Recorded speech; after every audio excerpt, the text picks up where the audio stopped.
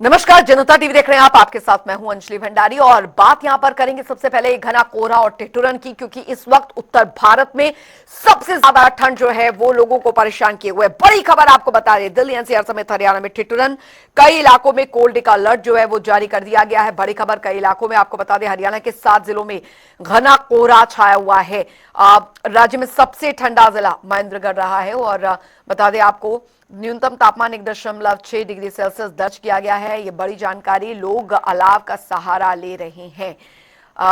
जानकारी आपको देते, उत्तर भारत में शीतलहर का प्रकोप जो है वो जारी है और अलाव का सहारा जो है वो लोग ले रहे हैं। दिल्ली एनसीआर समेत हरियाणा में ठिठुरन जो है वो बढ़ती जा रही है। कई इलाकों में कोल्ड डे का अलर्ट जारी कर दिया गया है। बात करें हरियाणा के 7 जिलों की तो घना कोहरा जो है वो छाया हुआ है। राज्य में सबसे ठंडा जिला महेंद्रगढ़ रहा है। न्यूनतम तापमान 1.6 डिग्री सेल्सियस बना हुआ है। बता दें आपको, लोग अलाव का सहारा ले रहे हैं। उत्तर भारत में शीतलहर का प्रकोप जारी है। बड़ी खबर आपको बता दें, दिल्ली एनसीआर समेत हरियाणा में ठिठुरन जो है वो बढ़ी हुई है। कई इलाकों में तो कोल्ड डे का अलर्ट जो है वो जारी किया हुआ है। बड़ी खबर आ रही है, बड़ी जानकारी, हरियाणा के 7 जिलों में घना कोहरा छाया हुआ है। राज्य में सबसे ठंडा जिला महेंद्रगढ़ रहा है। न्यूनतम तापमान 1.6 डिग्री सेल्सियस दर्ज किया गया है। लोग अलाव का सहारा ले रहे हैं।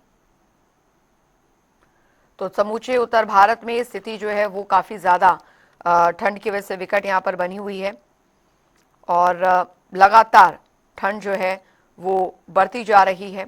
उत्तर भारत में इस समय सबसे ज्यादा शीतलहर का प्रकोप, मौसम विभाग ने पहले ही इसको लेकर अलर्ट जारी कर दिया था कि इस बार जो ठंड है वो काफी ज्यादा बढ़ेगी और यही हुआ।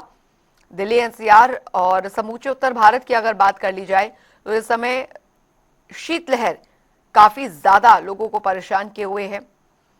हालांकि ये चुभने वाली जो सर्दी है उसकी वजह से लोगों के लिए बहुत दिक्कतें हो रही है। हालांकि ज्यादातर स्कूलों में भी अवकाश है, छुट्टी है, लेकिन जो रोज आने जाने वाले लोग हैं, जो नौकरी पेशा लोग हैं, उनके लिए सुबह के वक्त काफी ज्यादा दिक्कतें बढ़ जाती है, क्योंकि सुबह जो है वो बहुत ज्यादा ठंड दर्ज की जा रही है। ऊपर से शीतलहर जो है जिस तेजी के साथ चल रही है उसकी वजह से काफी दिक्कतें जो है रोजमर्रा के कामों के लिए वो हो रही है। तो बता दें आपको कि दिल्ली एनसीआर समेत हरियाणा में ठिठुरन जो है वो काफी ज्यादा बढ़ गई है। कई इलाकों में कोल्ड डे का अलर्ट जारी है।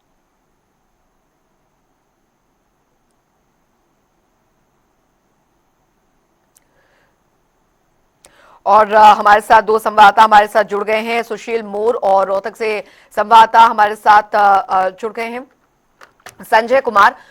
दोनों से ही हम जान लेते हैं कि फिलहाल क्या स्थिति जो है वो यहाँ पर बनी हुई है। रोहतक आपको लिए चलते हैं। संजय संवाददाता हमारे साथ बने हुए हैं। संजय, ठंड तो वैसे ही लोगों को परेशान किए हुए है, ऊपर से शीत लहर का जो टॉर्चर है वो इस ठंड को और ज्यादा बढ़ा रहा है। और अभी आगे क्या स्थिति बनी रहेगी, राज्य मौसम विभाग ने इसको लेकर क्या कुछ अलर्ट दर्ज किया हुआ है? तो अंजलि देखिए, जब भी पहाड़ी क्षेत्रों में बर्फबारी होती है तो उसका असर जो है मैदानी क्षेत्रों में जरूर देखने को मिलता है और यही हो रहा है। और ऐसे में अब जो है, अगर टेम्परेचर की बात करें हम तो रोहतक का टेम्परेचर 5 डिग्री तक पहुंच गया है और जो अधिकतम तापमान की बात करें तो 19 डिग्री तक जो है अधिकतम तापमान है। तो ऐसे में कहीं ना कहीं लोगों को काफी दिक्कतों का सामना जी। करना पड़ रहा है। जो लोग जो रोजमर्रा की जो जीवन यापन करने वाले लोग हैं उनको सबसे ज्यादा जो है दिक्कतों का सामना करना पड़ रहा है। अगर हम बात करें फुटपाथ पर रहने वाले या रेडी फड़ी लगाने वाले लोगों को, सबसे ज्यादा दिक्कतें उनको हो रही है। हालांकि स्कूलों की छुट्टी जो है वो जरूर कर दी है सरकार ने, लेकिन उसके तहत जो है कहीं ना कहीं जो आम जनजीवन है वो काफी प्रभावित है।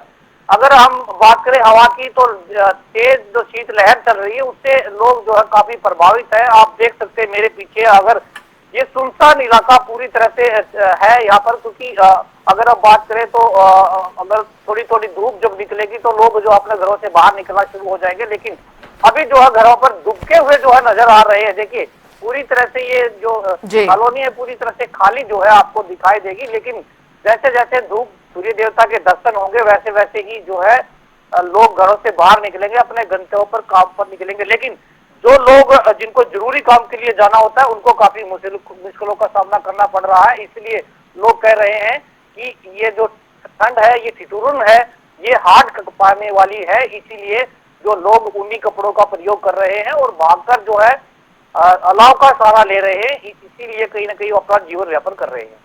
चलिए, बहुत बहुत शुक्रिया संजय कुमार इस तमाम जानकारी के लिए। और फिलहाल रोहतक में भी ठंड का जो टॉर्चर है वो लोगों को सहना पड़ रहा है। सोनीपत आपको लिए चलते हैं, सुशील मोर संवाददाता हमारे साथ इस बीच जुड़ गए हैं। वहां पर ठंड की क्या स्थिति बनी हुई है सुशील? अभी क्योंकि कहा जा रहा था कि बारिश हो जाएगी तो ठंड हो सकता थोड़ी कम हो और जो धुंध है वो कम हो, लेकिन ऐसा होता दिख नहीं रहा है।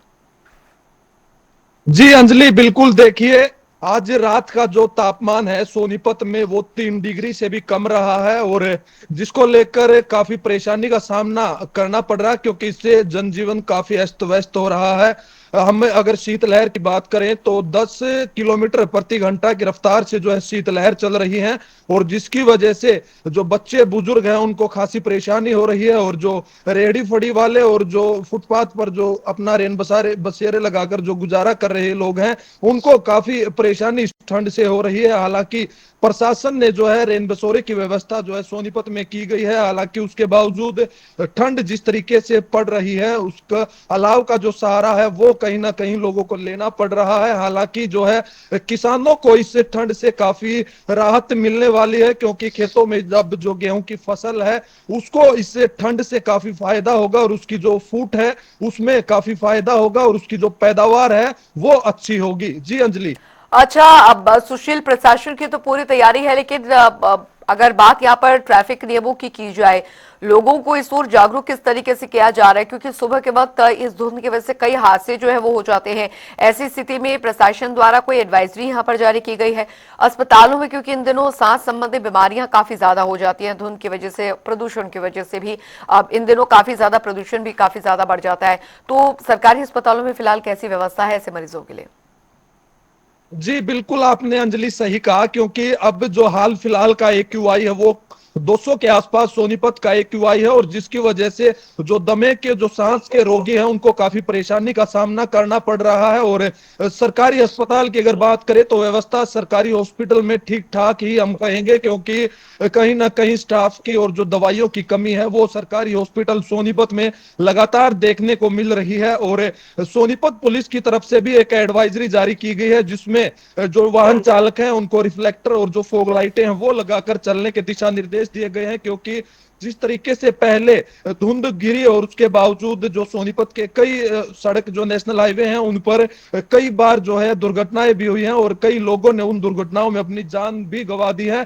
और लगातार जो है पुलिस प्रशासन अब जनवरी का जो माह चला हुआ है इसमें सड़क सुरक्षा महीना जो है प्रशासन के द्वारा मनाया जा रहा है और इसमें जो तमाम जो वाहन चालक हैं और जो वाहन है उन पर जो है रिफ्लेक्टर लगाकर आगे जो है वाहनों को भेजा जा रहा है। कहीं ना कहीं जो है दुर्घटनाओं में कमी भी इसकी वजह से देखी जा रही है। और शीतलहर की वजह से पिछले 2 दिन से जो है 3 दिन से हम कहें कि धुंध जो है उसका जो असर कम दिखाई दे रहा है, क्योंकि हवा जो चल रही है वो कोहरे को जमने नहीं दे रही है और जैसे ही हवा बंद होगी तो कोहरा एक बार फिर छा सकता है और वाहन चालकों को काफी परेशानी करनी पड़ सकती है। जी अंजलि। अच्छा, ये मौसम किसानों के लिए कितना फायदेमंद साबित हो रहा है? क्योंकि अभी हमने देखा कि थोड़ा बूंदाबांदी भी हुई थी, मौसम में परिवर्तन भी थोड़ा बहुत आया था, लेकिन ठंड कम नहीं हो रही है। इस दौरान कहा जाता है कि कुछ फसलों को काफी ज्यादा फायदा जो है होता है। ये मौसम कितना किसानों के लिए फायदेमंद साबित हो रहा है इस बार?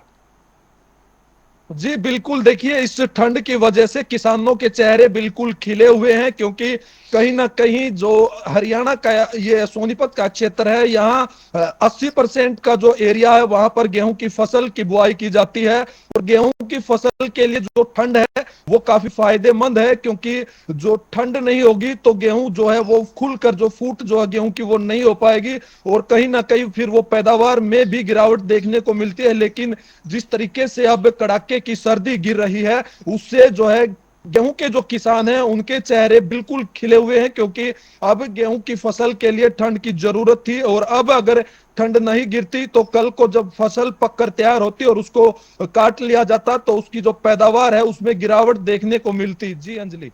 चलिए, बहुत बहुत शुक्रिया इस तमाम जानकारी के लिए सुशील मोर।